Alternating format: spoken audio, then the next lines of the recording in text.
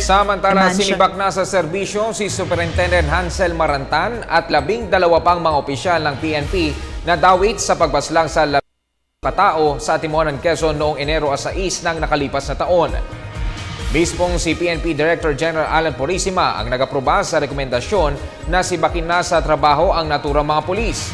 Bukod kay Marantan, sinibak din sa pagkapulis sina Superintendent Ramon Balawag, Chief Inspector Grant Golod, Senior Inspector John Paulo Caracedo, Senior Inspector Timoteo Orig, SPO3 Joselito de Guzman, SPO1 Carlo Catakis Jr., SPO1 Arturo Sarmiento, PO3 Eduardo Oronan, PO2 Nelson Indal at Albazar Hailani at PO1 Warayana Sardea at Rodel Talento.